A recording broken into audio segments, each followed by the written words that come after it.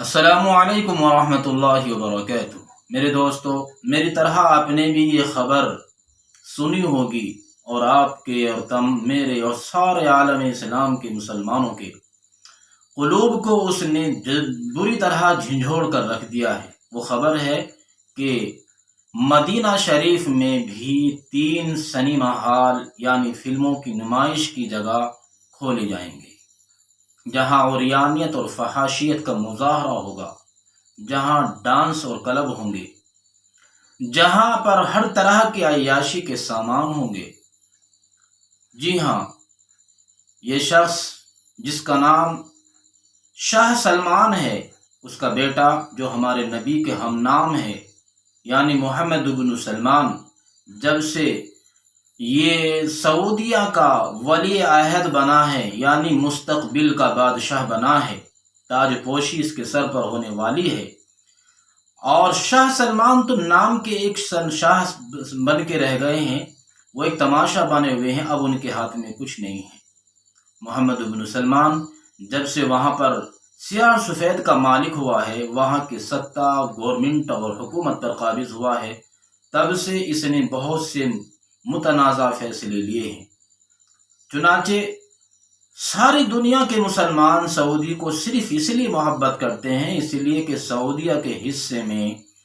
مکہ المکرمہ ہے، جہاں نبی کریم صلی اللہ علیہ وسلم کی پیدائش ہوئی، اس کے حصے میں مسجد الحرام ہے، اس کے حصے میں شہر مدینہ ہے، جہاں حضور صلی اللہ علیہ وسلم نے ہجرت کر کے اپنی بود و باش اختیار کی، اور جہاں کہ مسلمان انصار کہلائے، اور وہاں پر ہجرت کر کے جانے والے مہاجرین مسلمان کہلائے، جہاں سے تمام مسلمانوں کے جذبات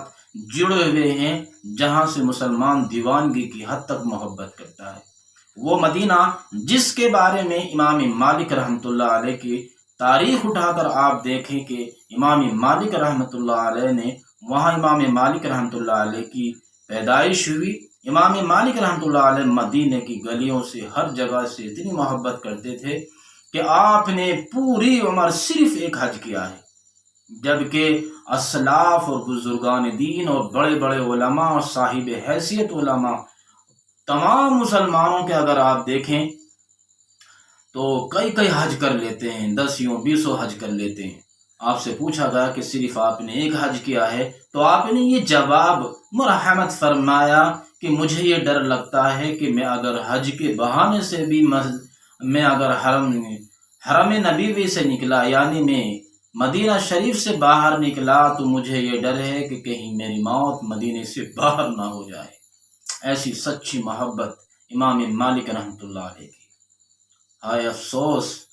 آج وہاں 3 تھیٹر کھول کر عیاشی اور فحاشی کا مظاہرہ ہوگا، اور یانیت اور فحاشیت کا مظاہرہ ہوگا۔ وہاں پر کیا کچھ نہیں ہوگا، شراب کا دور دورہ ہوگا، وہاں پر تمام غیر اسلامی امور انجام دیے جائیں گے۔ میرے دوستو، شاعر عزت بخاری نے کتنی بہترین بات کہی ہے اپنے شعر میں: ادب گاہے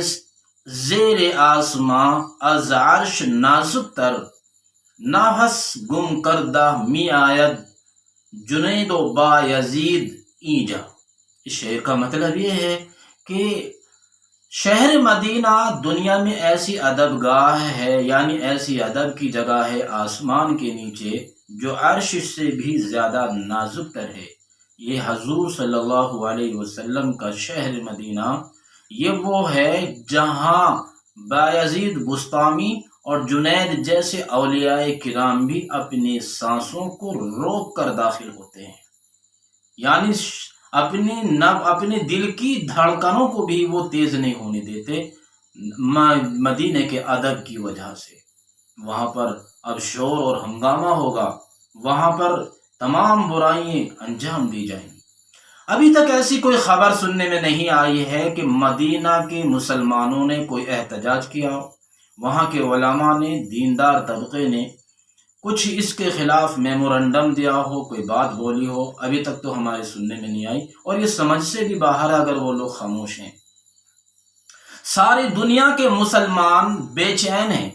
یہ گویا خبر مسلمانوں کے دلوں پر بجلی بن کر گری ہے तूफान बनकर गिरा है। बल्कि अगर मुसलमानों को, हर फर्द को ये खबर दी जाए कि तुम्हारे बेटे का इंतकाल हो गया है, तो उसको शायद इतना सदमा नहीं होगा जितना सदमा उसको ये सुनकर हो रहा है कि शहर मदीना, जो तमाम दुनिया में, पूरी दुनिया में मक्का मुकर्रमा के बाद में सबसे मुक़द्दस जगह है, जिसको तैयबतु तय्यबा कहा गया है या तय्यबतु तय्यबा कहा गया है, समझ से बाहर है, परे है कि आखिर ये शख्स चाहता क्या है। तमाम गैर इस्लामी अहकामात ये वहां पर नाफिज कर रहा है। आखिर वहां किसकी चाल है, जबकि वहां से जब से यहूदियों को जला वतन किया गया था, यानी जजीरतुल अरब से यहूदियों इसराइलों को बाहर कर दिया गया था, जहां दज्जाल नहीं दाखिल हो सकता वहां यहूदी नहीं दाखिल हो सकता, फिर यहूदियों की साजिशें और स्कीमें वहां कैसे दाखिल हो रही हैं। दरअसल जिस तरह से शैतान सांप के पेट में घुसकर जन्नत में दाखिल हो गया था, इसी तरह से ये शख्स यहूदियों की गंदगी को मुसलमानों के लिबास में छुपकर मदीना के अंदर फैलाना चाहता है। लेकिन शायद वो भूल गया कि वहां पर एक जाबाज सिपाही हुजूर सल्लल्लाहु अलैहि वसल्लम की इस्मत का मुहाफिज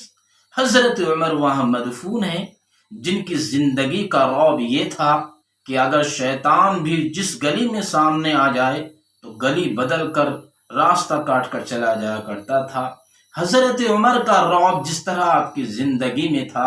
आपकी वफात के बाद भी आपका रौब ता क़यामत रहेगा। इंशाअल्लाह ये चीज फेल होकर रहेगी और तमाम आलमी इस्लाम को इसके खिलाफ उठ खड़ा होना चाहिए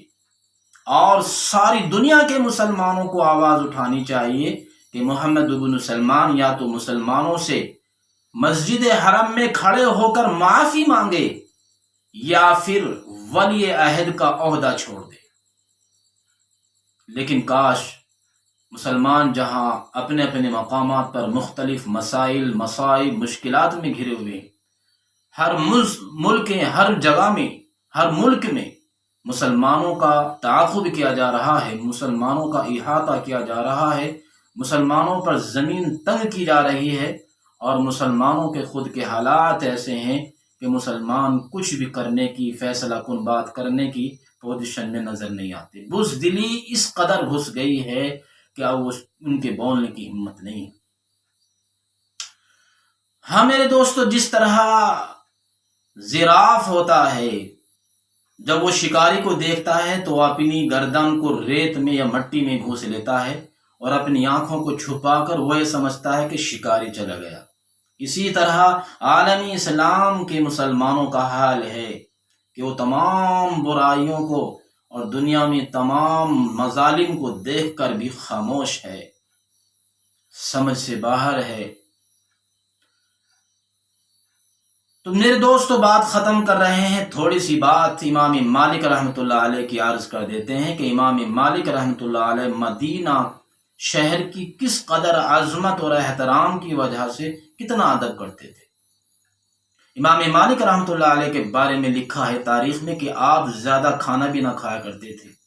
इसलिए कि वो शहर मदीना में आप पैदाइश उनकी वहाँ हुई, वहीं रहना था, तो पेट भर खाना खाएंगे तो ज़्यादा तकाजे के लिए जाना पड़ेगा, रफ़े हाजत के लिए जाना पड़ेगा। थोड़ा खाया करते थे और जब हाजत होती, रफ़े हाजत के लिए मदीना की हुदूद से बाहर जाते थे।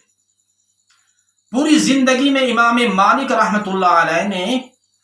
जूते चप्पल नहीं पहने मदीने में रहकर,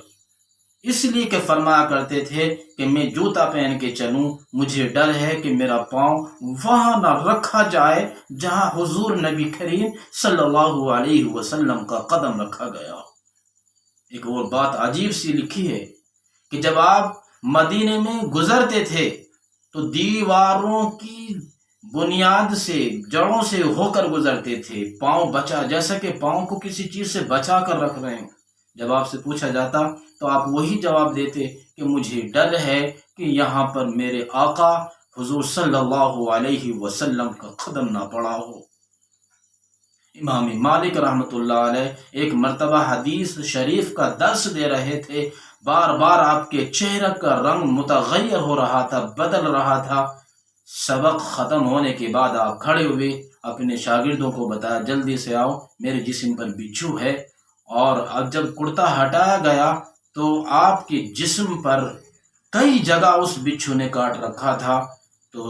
طلبہ نے پوچھا جو آپ کے سامنے، وہ اس وقت کے طلبہ کیا پورے آدمی ہوا کرتے تھے، بڑے بڑے عالم، درس زانوِ تلمذ کیا کرتے تھے،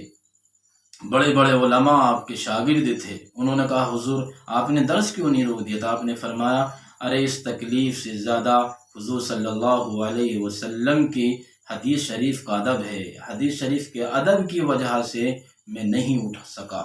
یہ تکلیف تو معمولی سی ہے، اور آپ اس کا بچھو کی ڈنک کی تکلیف کو برداشت فرماتے رہے۔ یہ وہ امام مالک رحمۃ اللہ علیہ ہیں۔ میرے دوستو، امام مالک رحمۃ اللہ علیہ مدینہ شریف کا بہت زیادہ ادب کیا کرتے تھے، اور یہی نہیں کہ صرف مسلمان ادب کیا کرتے تھے، ہندو شاعروں نے بھی حضور صلی اللہ علیہ وسلم کی شان میں بڑے اچھے اشعار کہے ہیں۔ ہندوستان کے ایک شاعر گزرے ہیں کالک پرساد، انہوں نے کہا ہے چاند سورج میرے ہاتھوں پہ اگر لا دے، کونین کی دولت میرے دامن میں چھپا دے، پھر کالک پرساد سے پوچھے کہ تو کیا لے، تو نالین محمد آنکھوں کو لگا لے۔ کیا دیوانگی، عشق و محبت کی عکاسی کر کے ڈال دی ہے کالک پرساد نے، ہندو ہوتے ہوئے بھی۔ تو نالین محمد آنکھوں سے لگا لے۔ ساری دنیا کے مسلمانوں کے جذبات مدینہ شریف سے جڑے ہوئے ہیں۔ کنگ سلمان کو اس میں بیچ میں آنا چاہیے، شاہ سلمان کو آگے بڑھ کر محمد بن سلمان کی ان کرتوتوں پر گرفت کرنی چاہیے، کہیں ایسا نہ ہو کہ پھر سعودیہ آپ کے ہاتھوں سے نکل جائے، کہیں ایسا نہ ہو کہ اللہ کی مار تمہارے اوپر پڑ جائے اور یہ بادشاہت کسی اور کے ذمے دے دی جائے، کسی اور کو آپ کی جگہ خادم مدینہ اور خادم حرم شریف بنا دیا جائے۔ جی ہاں میرے دوستو، کیا آپ اس بات کا سپورٹ کرتے ہیں کہ ساری دنیا کے مسلمان اپنے غم و غصے کا اظہار کریں، تاکہ ساری دنیا کے مسلمان اپنی بات کو شاہ سلمان تک پہنچائیں کہ آپ بیچ میں آئیں اور محمد بن سلمان کو، اپنے لعین بیٹے کو، ملعون کو، اس کی کمبختی سے روکیں اور اس کی آخرت کی آپ فکر کریں، اور وہ یا تو حرم شریف میں پہنچ کر اور حرم نبوی، مسجد نبوی میں پہنچ کر یہ معافی مانگے۔ اس کو کس طرح جرأت ہو گئی کہ جہاں حضور صلی اللہ علیہ وسلم مدفون ہیں، جہاں خلفائے راشدین مدفون ہیں، جہاں پر عشرہ مبشرہ اصحاب رسول مدفون ہیں، جہاں ہزاروں صحابہ کرام مدفون ہیں، جہاں قرآن نازل ہوتا رہا ہے، جہاں اول عاصمۃ للاسلام کہا گیا ہے کہ مدینہ پورے عالم اسلام کی سب سے پہلی راجدھانی ہے، وہ مدینہ جہاں پر بڑے بڑے اولیاء کرام مدفون ہیں۔ امام مالک رحمۃ اللہ علیہ کا جاہ و جلال ابھی تک وہاں اپنا اثر رکھتا ہے۔ شاہ سلمان کو بیچ میں آ کر محمد بن سلمان کی کرتوت پر گرفت کرنی چاہیے۔ آپ کو کیسا لگتا ہے؟ آپ کمنٹ میں بتائیں، کیا یہ بات محمد بن سلمان کی درست ہے؟ اس کو آپ کیا کہنا چاہتے ہیں؟ اور اگر آپ نے ہمارے اس چینل کو ابھی تک سبسکرائب نہ کیا ہو تو سبسکرائب کریں، لائک کریں، شیئر کریں، اور دعا کریں اللہ تعالی محمد بن سلمان کو توبہ کرنے کی توفیق عطا فرمائے۔